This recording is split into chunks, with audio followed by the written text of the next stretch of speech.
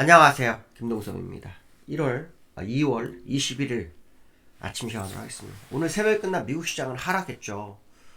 S&P가 전일 신고가를 갱신하는 모습이었지만 다우와 나스닥은 박스권에 갇혀있는 상황이었거든요. 그러니까 박스권 상단선까지 왔는데 또다시 밀립니다.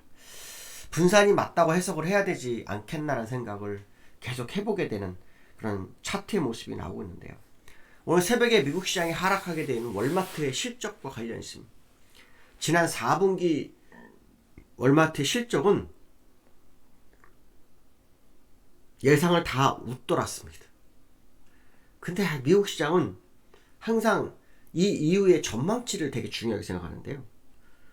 25년도 실적 전망이 시장 기대치를 못 미친다 이렇게 나왔고요. 월마트에서는 한 3% 정도, 연간 3% 정도 매출 증가 가능성을 얘기했는데 시장 전망치는 4% 이렇게 얘기가 나오고 있습니다. 그래서 그로 인해서 거의 6.5% 빠졌고 그게 미국 시장을 약간 흔들어버리는 상황이 됐죠. 아마존이 월마트를 앞서가는 실적으로 그런 뉴스도 있는 상황입니다. 그럼 왜 실적 전망이 낮아졌을까요? 이게 트럼프 관세와 밀접합니다. 트럼프 관세로 소비자들 지출이 줄어들 거라는 거죠. 예를 들어서 A라는 상품을 25% 관세를 올리면 수출하는 기업이 25% 싸게 해서 원 가격에 팔겠습니까? 25%를 더해서 팔겠습니까? 일반적으로 더해서 팔죠. 그렇죠? 원가를 낮추려면 미국으로 공장을 넣어서 25%를 회복하는 방법밖에 없는데 그러려면 또 투자금이 엄청나게 들죠. 그러니까 결론적으로 말하면 소비자들이 같은 가격에 만원에 사는 거를 12,500원에 사야 되니까 사겠습니까? 소비는 줄겠죠. 그 얘기입니다. 그래서 월마트에서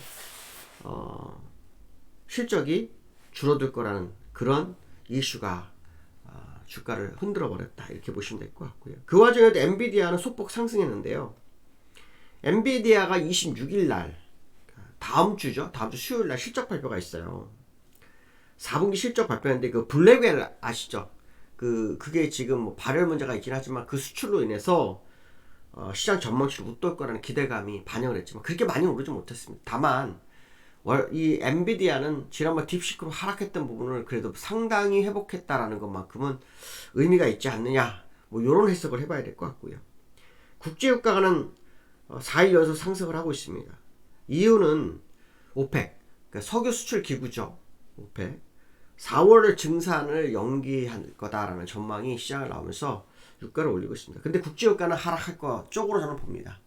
트럼프는 국제유가를 하락시킬 겁니다. 분명히. 왜냐하면 미국 내에서 증산을 할 거기 때문에 그렇습니다. 그래서 지금 아시겠지만 오펙에서 세계의 그 석유 수출, 그러니까 원유 수출 점유율이 점점 떨어지고 있죠. 미국 같은 나라가 다 먹고 있는 상황이다 이렇게 보시면 될 것 같고요. 세인트루이스 연은 총재의 발언이 하나 있었습니다. 알베르토 무살렘이라는 사람인데요. 미국이 스태그플레이션에 빠질 거다라는 얘기를 하고 있습니다. 스태그플레이션이라는 게 뭡니까? 경기는 침체되는데 물가는 올라가는 것을 말합니다. 정말 안 좋은 상황이죠. 그럼 어떻게 됩니까? 금리 인상을 또 해야 되죠. 그러면 경기 침체는 또 됩니다. 그러니까 물가를 하나를 둘 중에 하나를 잡아야 되잖아요. 그렇죠? 금리를 안 해서 경기 침체를 잡으면 물가는 더 올라가 버리게 안 될 거고. 그럼 물가를 잡고 경기 침체 나중에 잡겠다. 그거거든요. 그러려면 먼저 금리 인상해서 물가 잡고 그 다음에 나중에 경기를 회복시켰다. 그런 의도인데요. 오지도 않은 얘기를 지금 하고 있는 겁니다. 물론 미래를 예측하는 거는 맞죠. 근데 저는 다르게 생각하거든요. 지금 미국은 금리를 안 하면 상당히 위험할 거다라는 생각을 저는 많이 하고 있습니다. 인플레이션이 나는 게 때문에 두려워할 상황은 아닐 거라고 봅니다. 왜냐하면 지표가 고용 빼놓고는 들락달락합니다. 울퉁불퉁합니다. 그러니까 한쪽으로 가지 못했다는 것은 아직 경기가 완벽하지 않다라는 해석도 될 수 있기 때문에 저는 금리 인하를 하는 게 맞다는 게 제 생각입니다. 그래서 미국이 어떻게 받아들이는지는 봐야 되겠지만 한번 지켜봐야 될 것 같고 트럼프 관세에서 실적으로 살짝 옮겨가는 그런 분위기가 있어요. 그렇지만 관세로 인한 시장 전망치가 낮아지는 것만큼은 관세에 대한 영향권에 있다 이렇게 해석을 해야 되겠죠. 미국의 관세로 인해서 우리나라도 지금 되게 뭐 준비를 많이 하고 있을 것 같은데요.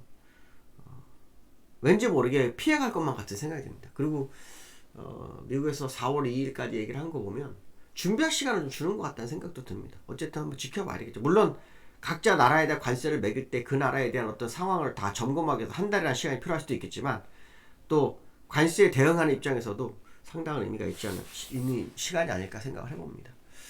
나스닥과 다우의 흐름을 보시면 다우는 여기서 밀렸죠. 그렇죠? 박스권 장중에 1.5% 빠졌어요. 1% 되돌리고 0.5% 되돌렸네요. 그렇죠?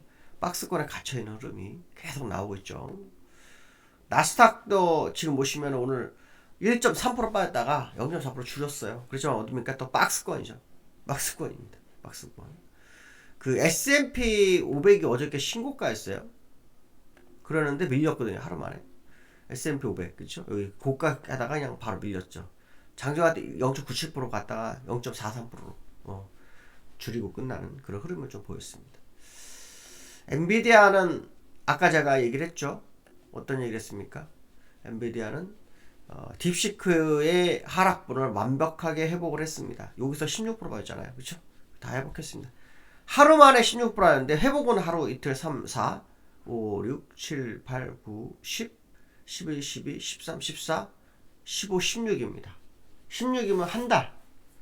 딥시크로 인해서 벌써 한 달이라는 시간이 지났는데 한 달 만에 회복을 한 거예요. 16이니까 거의 20일. 네, 그렇죠? 3주 만에 회복을 했습니다. 3주하고 하루가 더 되었네요. 그래서 어쨌든 딥시크를 극복해놨다는 것은 일단 시장이 한 번 더 이렇게 여기까지 올라올 거고 주가가 여전히 박스권 상단에서의 움직임을 보여줄 거 아닌가라는 생각을 해봐야 되겠죠. 국제유가 좀 아까 얘기를 했었는데 국제유가는 오펙의 뭐 증산이 전망이 늦어질 거다 뭐 얘기를 하는데요. 일본을 보시면 여기서 박스권 하단이죠. 그렇죠? 한 달 내내 이러고 있습니다. 그러면 지난번에는 고점과 저점의 중간값 정도였기 때문에 인플레이션의 영향이 좀 제한됐지만 저점 부분이라면 좀 얘기가 달라질 수 있죠. 근데 저는 그 월봉상으로 요게 올 거라는 생각을 하고 있거든요. 요거 트럼프 때 요게 임기예요. 1년, 2년, 3년, 4년. 그쵸? 그 다음에 바이든 1년, 2년, 3년, 4년. 그쵸? 맞죠? 그러면 여기서 한번 74불까지가 맥스였어요. 그 다음에 한번 빠졌던 게 44불이었고요. 다시 돌아가다가 다시 4불에서 20불 빠졌으니까 저는 44불이 트럼프 44불 밑으로 떨어지니까 트럼프의 의미일 거라고 판단하기 때문에 저는 거기까지 밀릴 거다라고 생각하고 있습니다. 한번 지켜볼 필요성이 있죠. 물론 이때 시일가스가 많이 파산을 했죠. 왜냐면 손익부인점이 너무 낮아져 버렸기, 높은 곳을 맞추지 못했기 때문에 망하긴 했는데, 그래도 트럼프는 그때의 교훈을 잊어버리고 여전히 증산을 생각하고 있기 때문에 한번 지켜봐야 되겠죠. 만약에 거기서 증산을 또 하게 되면 저는 국제유가가 40불 밑으로 떨어질 거라고 생각하고 있거든요. 40불 밑으로 떨어지면서 인플레이션은 완전히 떨어지죠. 물론 뭐 주거비라든가 중고차라든가 식료품 가격이 많이 뛰어버리면 문제가 되겠지만 그게 어느 정도 현재 수준 유지되면서 유가만 확 떨어져 버리면 인플레이션 없을 수 있죠. 그리고 금리 인하를 시동을 걸 수 있죠. 이제 제가 볼 때는 트럼프가 원하는 건 그건 것 같아요. 유가를 낮추고 대신에 세일가스 기업들은 스스로 알아서 소비비를 낮추기를 바라고 그 상태에서 감세 정책하고 인플레이션을 주가를 띄우겠다, 이런 계산인 것 같다 이렇게 보고 있고요. 다만 그 제롬 파월이 도와주겠느냐라는 생각을 한번 해봐야 될 것 같습니다. 두 번째로는 한은 금통위가 올해 금리를 3번 인하할 거라는 얘기가 있었습니다. 3번. 작년에 금통위 때 금리 인하 안 하면서 3번 정도 금리 인하 가능성을 제기했죠.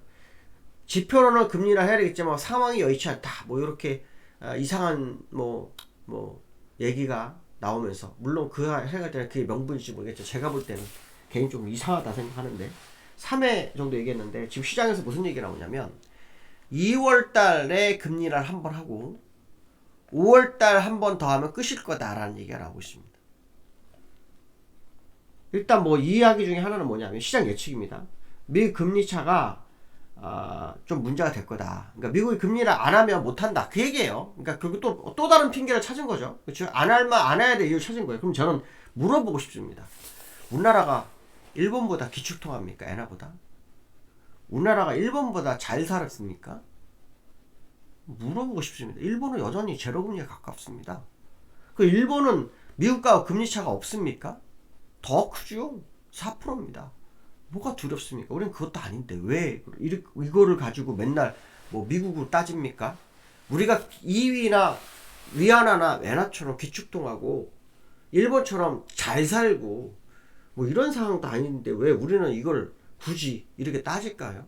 이게 이해가 안 되는 거예요. 저는 선례가 없다면 얘기를 안 합니다. 근데 일본이란 선례가 있지 않습니까?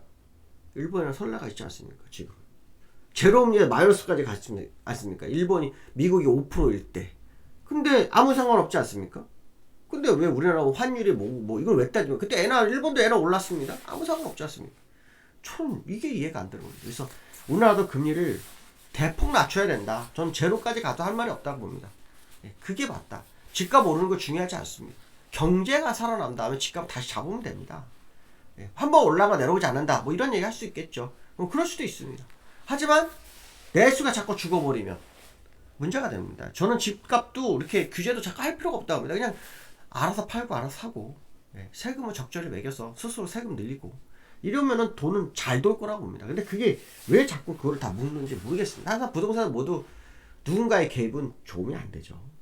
저는 이해가 좀 안 되는 부분인데요. 제가 뭐 잘못된 판단인지 모르겠어요. 석학이 아니라서 잘못된 판단인지 모르겠지만 저는 일본을 보면 우리나라가 굳이 금리를 그렇게 잡을 이유가 있을까라는 의문점이 좀 많이 든다. 뭐 산업도 거의 비슷하지 않습니까? 일본하고. 그렇죠? 일본은 우리보다 인구가 2배가 많아요. 그렇죠? 그렇게 따지면은 뭔가 안 맞는 것 같은데 뭐가 다를지 잘 모르겠습니다.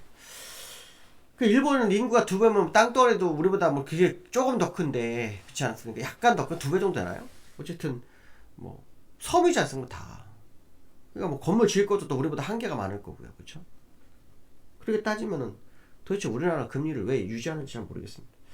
그다음에 어저께 코스피가 위클리 만기 하락성으로 저는 생각합니다. 어저께 위클리 만기 때문에 하락했고 5일선과 2평을 줄이는 상황. 저는 다시 랠리를 시작할 거에 대한 생각을 한번 해보고 있는데요.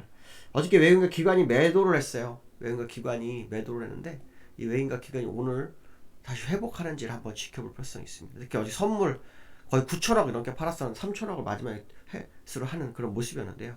오늘 한번 지켜봐야 될 것 같습니다. 오늘 여기까지 하겠습니다. 감사합니다.